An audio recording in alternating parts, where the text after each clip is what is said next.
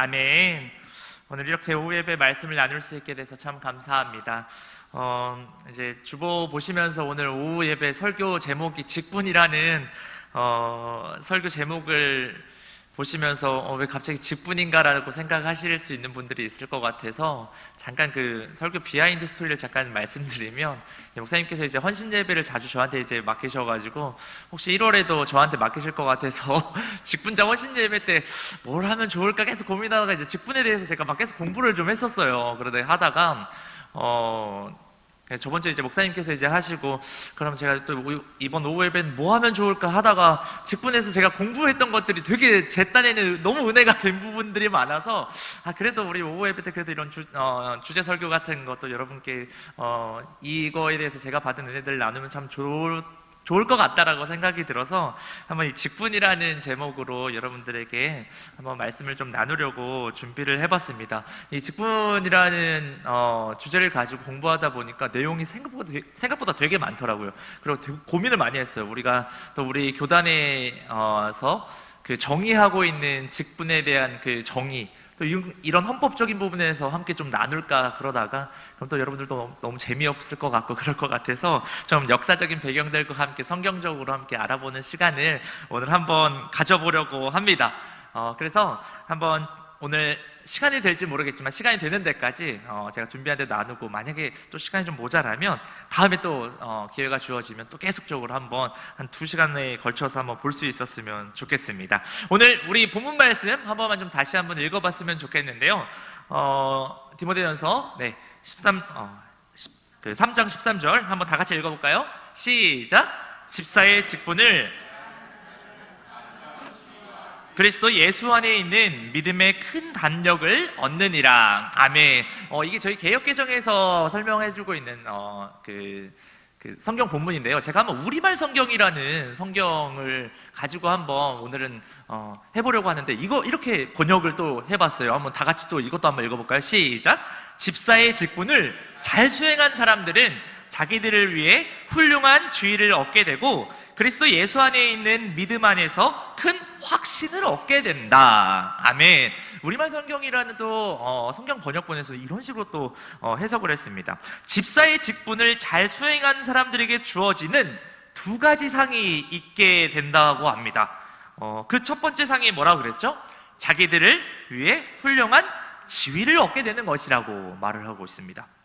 훌륭한 지위, 뭔가 되게 좋은 것 같아요. 그런데 이제 이거는 세상에서 말하는 권력을 가지게 되는 그런 식의 지위를 말하는 게 아닙니다. 이것은 집사로서 교회를 잘 섬기게 되었을 때 사람들로부터 존경받게 된다라고 해석을 할 수가 있습니다. 그럼 2번째 상은 또 뭐가 있다고 했죠? 바로 그리스도 예수 안에 있는 믿음 안에서 큰 담력, 아까 전에 그 큰 담력을 얘기했죠? 그리고 곧 확신을 얻게 되는 상이라고 말하고 있습니다. 한번 질문을 해보고 싶은데요. 우리가 이제 누군가를 위해 헌신하고 우리가 희생하고 섬길 때 우리가 이제 그들에게 무언가를 어떻게 보면 주는 것이잖아요. 주는 것인데, 이게 어떻게 생각하면 내가 뭔가를 내 거를 주는 거니까 내가 잃는다라고 생각을 할 수가 있습니다. 근데 우리가 이걸 잘 생각 한번 해보면, 다시 한번 생각해 보면, 우리도 그 섬김과 희생을 통해서 여러 가지를 느끼게 됩니다. 그리고 우리에게도 이 헌신과 희생을 통해서, 이 봉사를 통해서 뭔가 얻어지는 것들이 또 있습니다. 어떤 것을 여러분들은 좀 얻으시는 것 같나요? 한번 생각을 해보겠습니다. 어떤 걸 좀 얻는 것 같으세요? 각자 생각들이 있을 겁니다. 여러 가지가 있을 거라고 생각이 드는데요.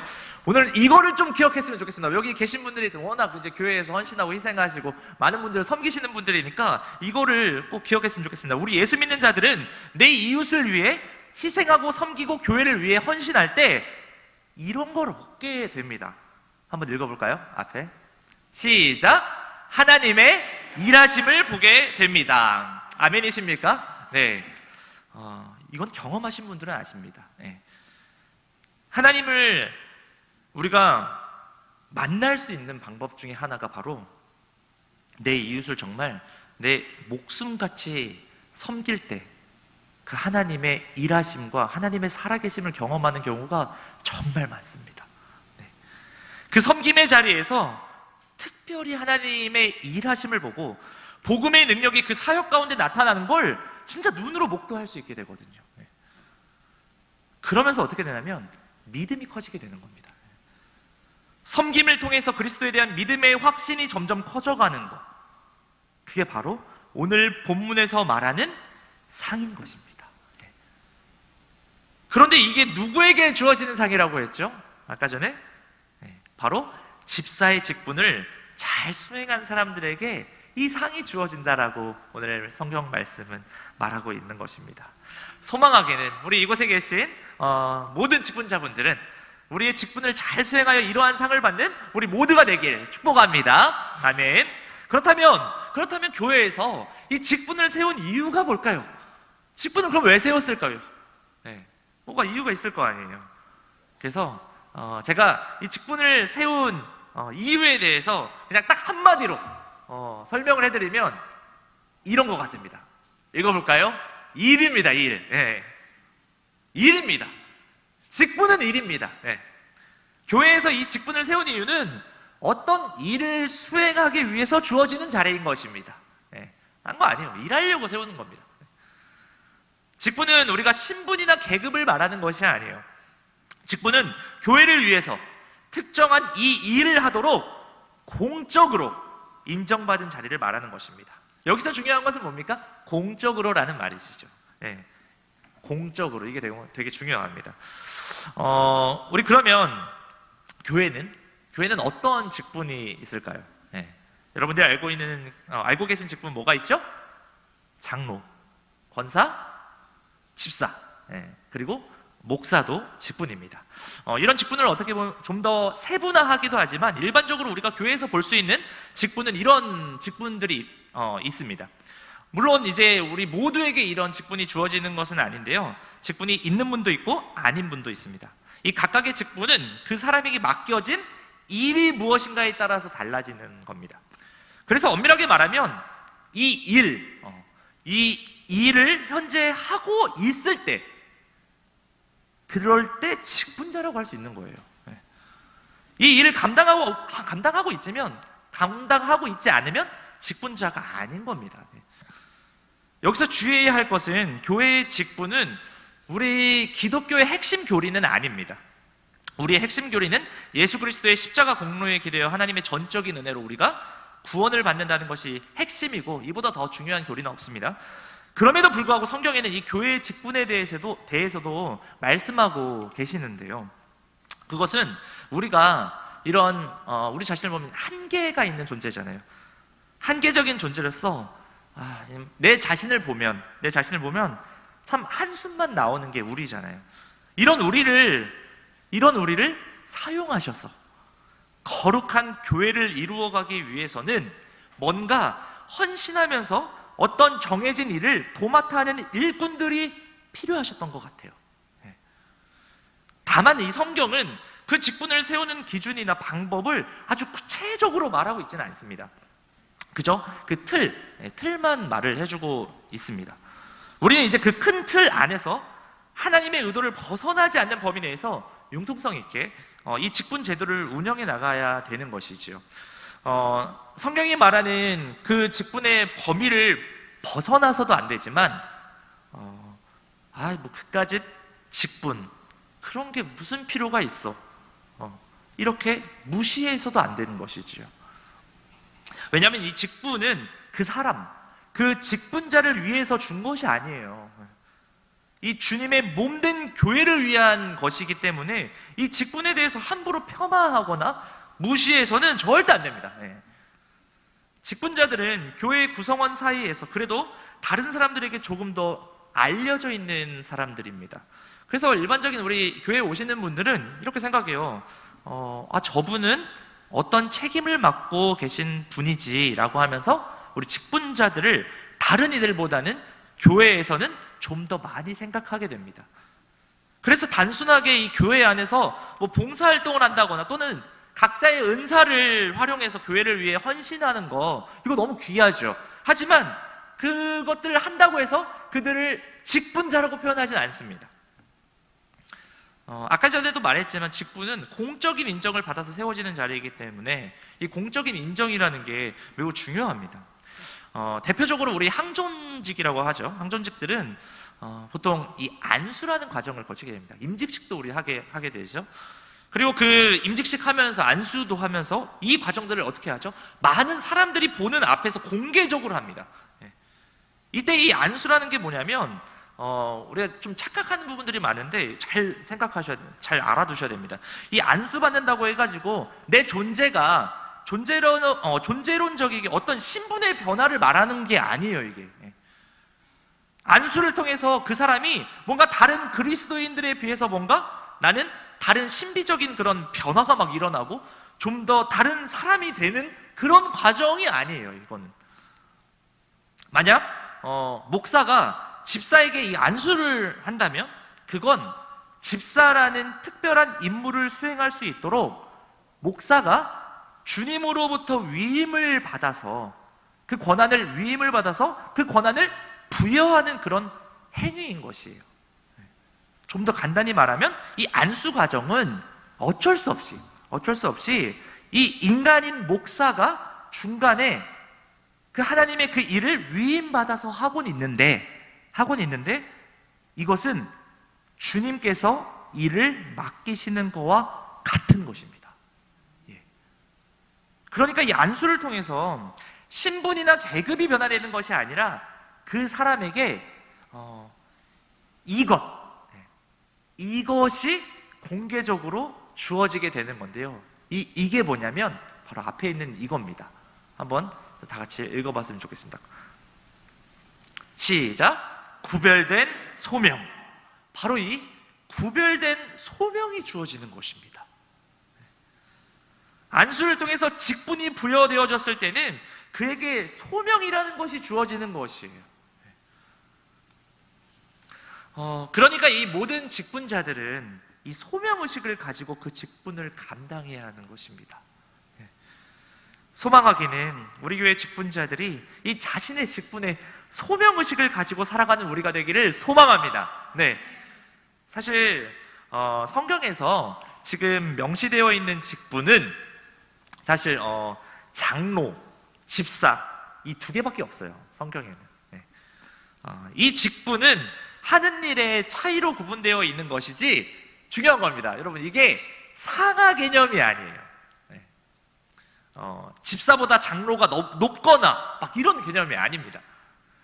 그런데 이제 유교적 관념이 강한 우리나라에서는 이 각 직분을 이미 서열화 시켜놓고 있고 안수 집사 이상만 또 장로 피택할 때도 후보로 선정할 수 있게 하는 교회들도 많거든요. 어떤 직분이 교회를 다스리는 직분이라 할지라도 그것은 그 역할이 주어져서 그런 것이지 그 직분이 소위 막 높은 직분이어서 다스리는 일을 하는 것은 아닙니다. 교회에 이제 제사장이라는 직분이 있다면 그 사람은 그야말로 구약시대처럼 높은 직분으로 여겨질지도 몰라요. 그런데 지금 이 현대교회에 우리 현실 직분에 이 제사장이라는 게 있나요 지금? 없습니다. 제사장 없습니다. 그리고 있을 필요도 없습니다. 왜죠? 제사를 안 지내니까요. 제사를 지내야 제사장이 필요한데 지금은 제사를 안 지내거든요. 예배는 여러분 제사가 아닙니다. 우리는 이미 대제사장이 되셔서 또한 스스로 십자가의 제물로 드려진 그 예수님의 그 십자가 제사가 무슨 의미인지를 우리가 믿음으로 믿었기 때문에 믿음으로 구원을 받는 존재이지 매주 우리가 막 제사 드려가지고 근근히 구원을 이루어가는 그런 존재가 우리는 아니에요, 여러분. 그러니까 이제 예수를 믿는다고 하면서 어떤 사람을 막 제사장 또는 대제사장 이렇게 세우고 있는 종교가 있다면 그런 종교가 있다면 그건 예수님께서 하신 일을 믿지 않는 거나 마찬가지인 겁니다. 교회는 제사장 없습니다. 목사도 제사장 아닙니다. 나중에 말씀드리겠지만 이 목사도 장로의 한 종류일 뿐입니다. 현재 교회에 있는 모든 직분은 평등한 겁니다.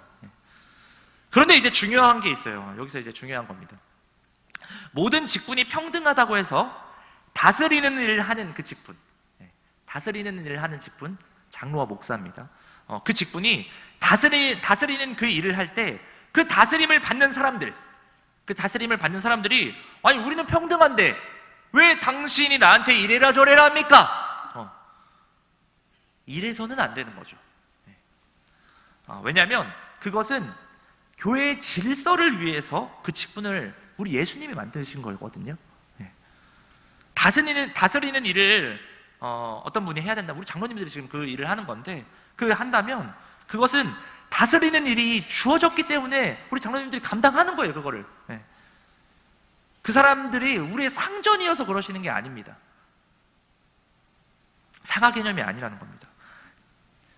제가 지금 계속 이런 말을 하는 게 뭐냐면, 직분이라는 것이 무엇을 말하는 건지 여러분들 좀 이미지를 좀 이렇게 좀 바꿨으면 좋겠어서 계속적으로 이 설명을 해드리는 겁니다. 직분에 대한 우리가 생각들이, 우리 한국교회는 상하 개념들이 너무 많으셔가지고 이거에서 좀 벗어나야 된다는 거죠. 성경적이지 않습니다, 그건.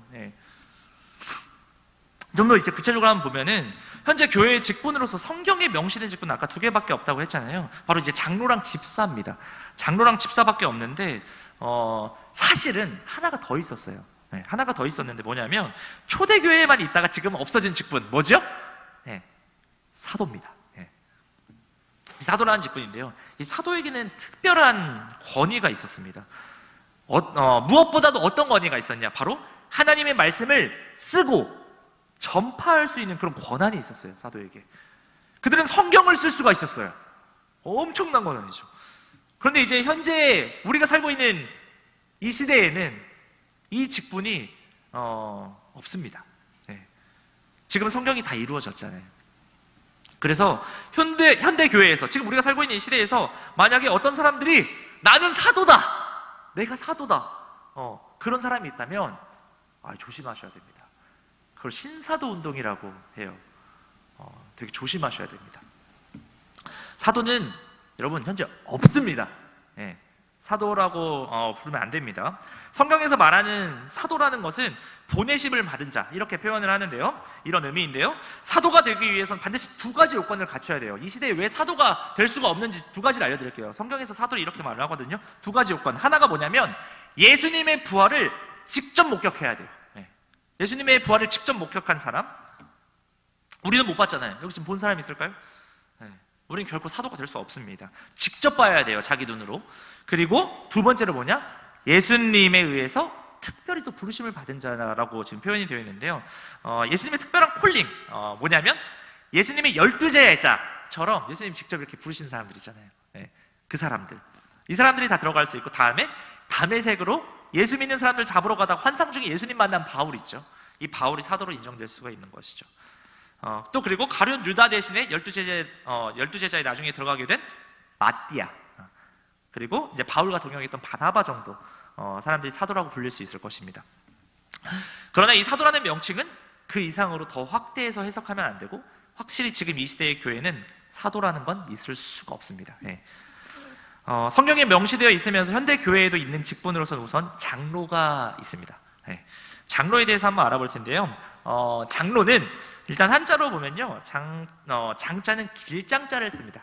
길장자를 쓰고 로는 늙은 로를 써요. 영어로는 엘더라고 표현을 하죠. 뭔가 연장자, 문자적으로는 노인을 말을 하는 겁니다. 우선 이 장로가 등장하는 말씀을 한번 한 구절 읽어보도록 할 텐데요, 사도행전 14장 23절입니다. 우리 한번 읽어볼까요? 시작! 바울과 바나바는 제자들을 위해 각 교회마다 장로들을 세워 기도하고 금식하며 자신들이 믿는 주께 그들을 부탁했습니다. 아멘. 장로들을 세우는 것이 매우 중요했던 것 같습니다. 뭐 때문에 그러죠? 바로 금식을 하면서 세웠다고 합니다. 이건 바울이 이제 제1차 전도 여행할 때 각 지역마다 이제 교회를 세우잖아요. 그리고 얼마 지나지 않아 이 장로를 세웠다라는 말씀이에요. 이렇게 장로는 처음부터 있었어요, 우리 초대교회.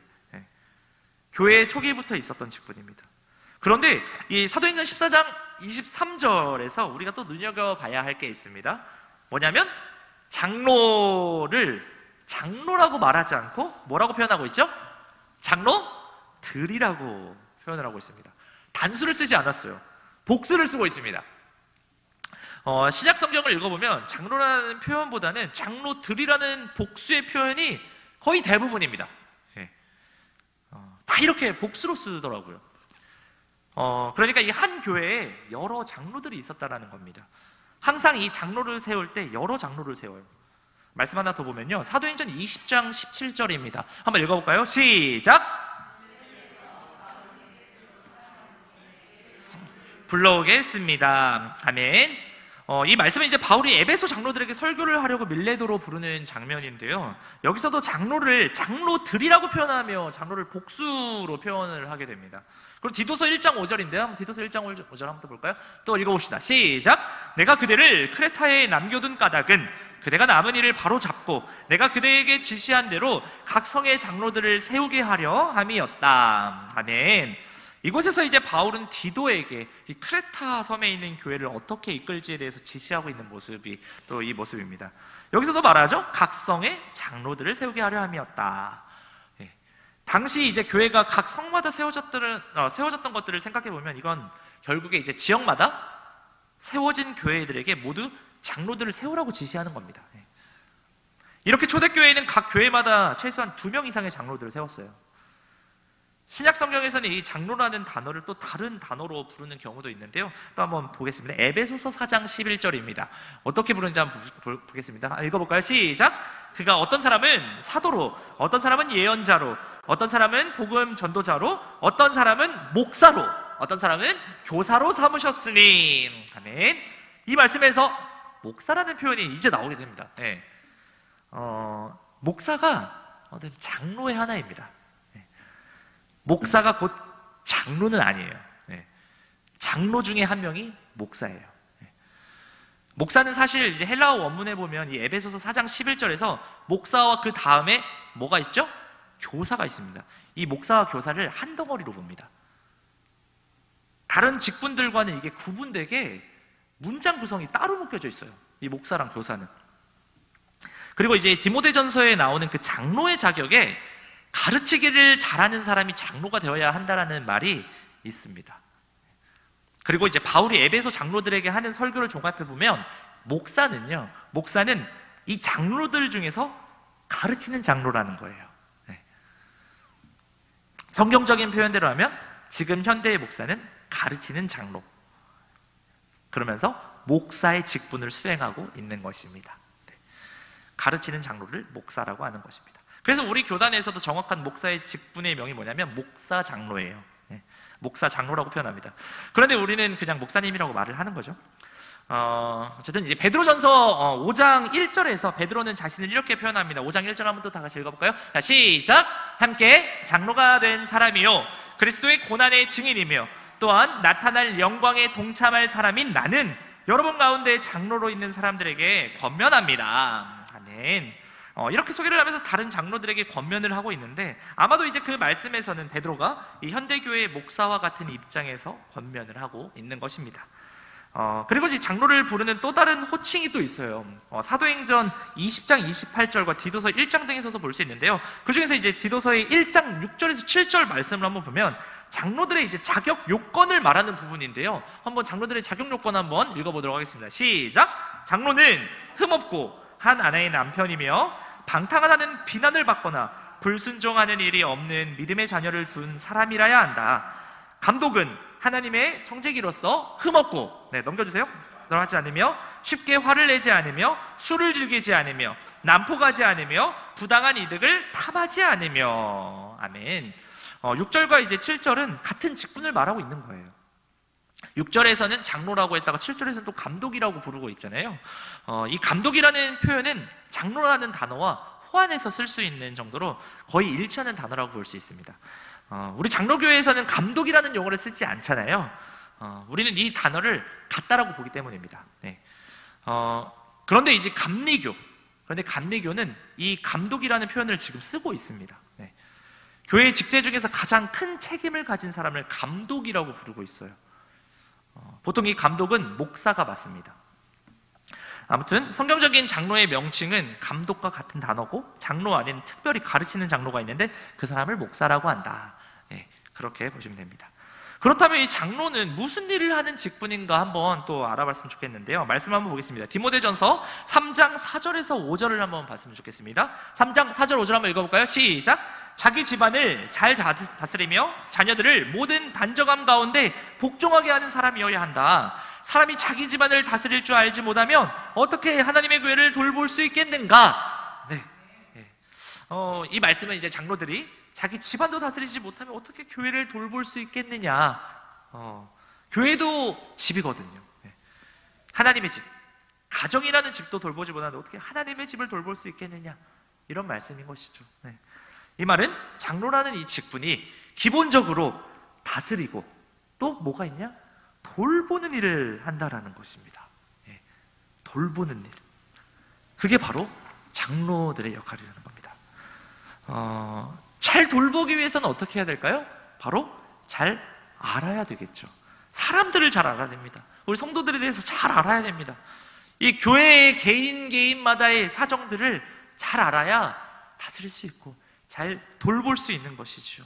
그래서 이제 베드로가 이 장로들에게 권면하는 말이 있는데요, 이 장로들에게 이렇게 말을 합니다. 베드로서 아까 5장 1절 읽었는데 제가 1절 이제 다시 한번 읽어보면, 함께 장로가 된 사람이요 그리스도의 고난의 증인이며 또한 나타날 영광에 동참할 사람인 나는 여러분 가운데 장로로 있는 사람들이 권면합니다. 여러분 가운데에 있는 하나님의 양떼를 치되, 어떻게 치냐면 넘겨주세요. 억지로 하지 말고 하나님의 뜻을 따라 자진해서 하십시오. 더러운 이익을 위해 하지 말고 즐거운 마음으로 해라. 네. 이 장로들은 하나님의 양떼를 치는 것처럼 성도들을 다스리고 돌봐야 한다는 것이죠. 네.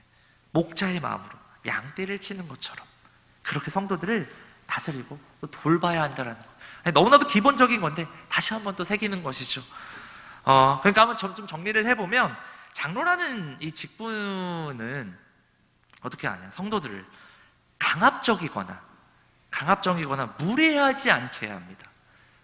그리고 하나님의 양떼를 치듯이 성도들을 다스리고 돌보는 직분, 이게 바로 장로인 것입니다. 네. 그리고 우리가 지금까지 봤듯이 사도들이 교회를 세우는 것보다 이 장로들을 세우는 것을 우리가 볼 수 있었죠. 이것은 우리에게 어떤 메시지를 주는 것이냐면, 교회는 어떤 한 사람이 이끌고 갈 수 없다라는 것을 말해주고 있는 것입니다. 교회는 절대 혼자 가면 안 됩니다. 함께 가야 됩니다. 그래서 장로들을 세우는 것입니다. 당연히 우리 지금 교회에서는 담임 목사님이란 우리가 대표, 그 권위를 당연히 존중해야 되지만 담임 목사님 혼자 절대 할 수 없습니다. 함께 돕는 이들이 필요합니다. 장로님들입니다. 함께 가야 됩니다. 우리의 능력이 그만큼 되지도 않고 우리가 각자의 은사도 다르기 때문에 이것을 한 사람이 다 할 수가 없어요. 네. 그래서 직분자들이 우리가 세워진 겁니다. 그래서 우리 예수님이 직분자들을 세우게 하시는 겁니다. 왜? 도우라고, 함께 하라고. 네. 소망하기는 우리 교회가 지금도 우리 장로님들 너무 잘하시고 본이 되시는데, 우리 장로님들로 끝나지 않고 계속적으로 우리의 후배 장로들이 이제 또 많이 세워져야 됩니다. 그래서 그 장로들이 또 세워져서 성도를 가르치는 일과 성도를 다스리고 돌보는 일이 활발하게, 아주 경쾌하게 그렇게 많이 일어나기를 우리가 함께 이 부분을 놓고 또 기도할 수 있었으면 좋겠습니다. 왜 그러면은 목회자가 지금 너무 없어요, 여러분. 네.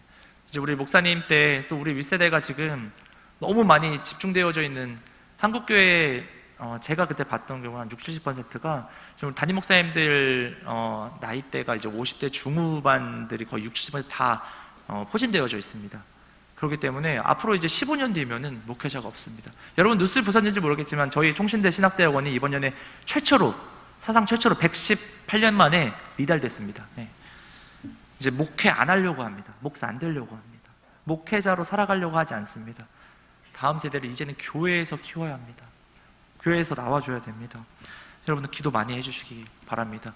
우리의 자녀들, 우리의 손자, 손녀들이 이제는 교회 가기 어려워지는 시대가 올 겁니다. 네. 함께 이것들이 생각나시면 꼭 같이 기도해 주셨으면 좋겠습니다. 그리고 권사까지만 잠깐 보겠습니다. 다음 순서로 권사에 대해서 한번 보겠습니다. 혹시 성경을 읽으시면서 권사라는 혹시 단어 보신 적 있으십니까? 권사, 우리 권사님들 계시는데 권사 성경에서 보신 적 있습니까? 네. 이 권사라는 직분은 여러분 성경에 나오지 않습니다. 그런데 이 권사라는 직분은 약 300년 전에 기독교의 교단 중에 감리교라는 교단이 있어요. 존 웨슬리 목사님이신데, 존 웨슬리 목사님께서 1746년에 세우신 교단인데요. 이 감리교단이 존 웨슬리 목사님 통해 가지고 엄청나게 폭발적으로 막 부흥하게 됩니다. 교회에 이제 부흥에 맞춰서 이때도 막 목회자가 이제 필요한 거예요. 목회자가 없는 거예요. 목회자가 필요한데 이 목회자가 없어서 어떻게 했냐? 임시 목회자를 세웠습니다. 그 사람을 뭐라 했냐? 바로 권사라고 부르게 된 것이 바로 이거, 권사의 시초가 이거예요. 네. 목사가 없으면 이 권사가 설교도 했습니다. 네. 그리고 다른 일도 섬기라고 교회에서 임시 목회자를 이제 세우게 되는데 그분들을 권사라고 부르게 된 게 이제 시초죠. 네. 그런데 이제 1939년에 미국의 이제 연합 감리교회에서 남북 감리교단이 이제 연합되게 됩니다. 연합되고 목회자의 이제 수가 이제 안정적으로 좀 늘어나게 되면서 이 권사라는 직분이 좀 필요가 없게 돼요. 그래서 이 권사라는 직분이 이제 없어집니다. 네. 없어지게 되는데, 그런데 이 감리교회 권사제도가 한국으로 넘어오게 되는 거예요. 한국 감리교회에서는 계속적으로 이 권사를 사용합니다. 이제 그들을 이제 뭐라고 말했냐면 견습, 네. 그리고 권도사, 네. 권도사라는 또 이름을 주었다고도 합니다. 우리 한국교회 그 초반에. 그렇게 이제 그 문화가 1955년도에 제40회 예수교 장로교 총회, 바로 이제 저희 교단, 합동교단인데요. 저희 교단인데 감리교가 아닌 우리 장로교에서 이 권사라는 직분을 교회에서 봉사를 잘 감당하는 여성들에게 권사라는 이 직분을 주기 시작하게 된 거예요. 1955년부터 저희 교단에서. 그래서 지금 우리 한국에는 이 권사라는 직분이 오히려 되게 널리 시행되고 있습니다. 미국은 없어졌어요. 근데 저희는 지금 권사라는 직분이 되게 많습니다. 우리 교단에 이제 속해 계신 여러분들은 잘 모를 수도 있습니다. 우리는 권사님 하면 어떤 생각이 나시죠? 여성이라고 생각하잖아요. 여성. 네, 여성이라고 생각하는데요. 그 권사가 시작된 감리교회는 남자 권사가 있습니다. 네. 좀 여러분들 어떤 감리교단 다니시는 분들이 뭐 남자분한테 권사님 하면은 왜 남자한테 권사라 불러 막 그러신 적 있으신지 모르겠는데 거기는 아직 남자 권사가 있습니다. 예. 여자 권사도 있고요. 그런데 이제 한국 교회는 우리 장로교가 엄청 많아가지고 이제 많은 분들이 이제 여자 권사만 있다고 생각하시는데 감리교단은 남자 권사도 있다는 거 알아두시면 좋을 것 같고요. 비하인드 스토리를 또 하나 말씀드리면 우리 장로교회에 사실 이제 왜 또 이 권사라는 직분이 생겼냐면 장로교회 직분은 목사, 장로, 안수집사거든요. 이렇게 있는데 이 직분 자리 다 누구죠? 다 남성이에요. 다 남성인데 남성 목회자들과 남성 지도자들이 많기 때문에 이 자매 성도들을 우리 교회에도 속해 있는 70% 이상이 또 여성분들이잖아요. 근데 이 여성들을 섬겨야 되는데 이게 남자들이 여성들을 섬기기가 쉽지 않습니다. 예, 여성들이 이해하고 공감하고 또 그들을 이제 목양하고 하는 게 참 어려운 부분들이 많았어요. 밀접한 부분까지 목회는 들어가잖아요. 그 개인적인 그런. 근데 그 부분이 어려움들이 좀 많아서 교회에서 이 나이가 조금 있으신 이제 여성 성도님들을 권사로 또 세우기 시작했다고 하더라고요. 그래서 이 권사라는 명칭은 성경에는 없습니다. 그런데 그래도 저희 교단에서 이 권사라는 걸 또 그냥 또 막 성경에 없는데 막 세우진 않아요. 성경에 또 근거가 있긴 합니다. 뭐냐면 로마서 12장 8절에 한번 보시면요, 한번 띄워주시면 8절 한번 읽어볼까요? 이제 다 왔습니다. 자, 시작. 권면하는 사람은 권면하는 일로, 구제하는 사람은 순수한 마음으로, 지도하는 사람은 부지런함으로, 공유를 베푸는 사람은 기쁜 마음으로 해야 합니다. 아멘. 여기서 맨 앞에 뭐라고 나와있죠? 권면하는 사람. 이 권면하는 사람, 이게 원어적으로는 권면하다라는 표현이 어떻게 되냐면 가르친다라는 뜻을 가지고도 있고 위로하다라는 뜻을 가지고 있습니다. 한자로는 이게 어떻게 되냐면 넘겨주시고 이때 권면할 권, 예, 권면할 권, 그리고 스승사자, 예, 스승사자를 써서 권사라고 부르게 된 것입니다. 그래서 권사는 뭐냐? 권면하는 스승이에요. 권면하는 선생님, 예, 위로하시는 선생님. 정리를 해보면 가르치기도 하고, 우리 권사님들 가르치기도 하고 위로해주는 사람, 그게 바로 우리 권사님들이십니다. 네. 그렇게 알고 있습니다. 이제 다음에 이제 집사인데요. 이 집사가 하이라이트인데 집사라는 직분이 우리 성도님들에게 가장 많이 해당하시는 분들이 많아서 이 집사의 직분이 많이들 교회 조금만 다니면 누구나 다 집사가 되잖아요. 우리 지금 보면. 그래서 집사가 아주 낮고 하찮은 직분이라 생각하시는 분들이 좀 많으신데, 이 집사라는 직분을 제가 공부해 보니까 와, 이 집사라는 직분이 얼마나 귀하고 존귀하고 존경할 만한 이 직분인지 제가 이것들도 좀 다룰 게 많더라고요. 그래서 오늘 이제 시간이 너무 많이 가서 다음에 제가 또 말씀 나눌 때 한번 이 집사의 직분에 대해서, 그리고 여기서 이제 마지막 하이라이트는 예수님의 직분, 예수님의 이제 삼중 직분에 이제 들어가게 되는데, 이 직분을 우리 예수님께서 또 어떻게 사용하시는지 그 놀라운 또 은혜의 시간들이 기다리고 있습니다. 다음에 또 기회가 됐을 때 그 은혜의 시간들을 또 들고 한번 찾아보도록 하겠습니다. 기도하겠습니다. 하나님 감사합니다. 오늘 이렇게 또 직분이라는 주제를 가지고 함께 또 하나님의 말씀을 보면서 하나님께서 또 예수님께서 교회를 세우실 때 직분을 허락하신 이유, 또 성경적 배경들 함께 또 찾아가 보며 공부할 수 있는 시간을 허락해 주셔서 감사합니다. 우리 이 주님께서 주신 직분 잘 감당하여 하나님 주신 귀한 그 상을 받으며 직분으로 인하여 더 예수님을 알아가고 더 하나님과 가까워지고 그 놀라운 은혜들을 함께 누리며 걸어갈 수 있는 우리 큰빛교회 모든 직분자들 될 수 있도록 주여 함께하여 주시옵소서. 감사드리며 예수님의 이름으로 기도했습니다. 아멘. 함께 찬송가 323장 구름바다 나선이 몸 찬양하시겠습니다.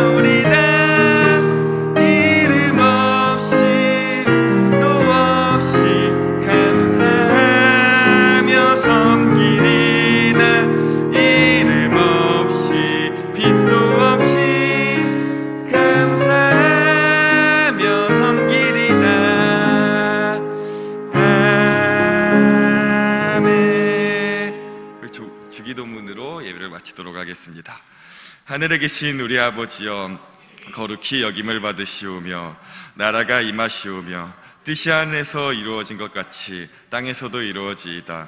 오늘 우리에게 일용할 양식을 주시옵고 우리가 우리에게 죄 지은 자를 사하여 준 것 같이 우리 죄를 사하여 주시옵고 우리를 시험에 들게 하지 마시옵고 다만 악에서 구하시옵소서. 나라와 권세와 영광이 아버지께 영원히 있사옵나이다. 아멘.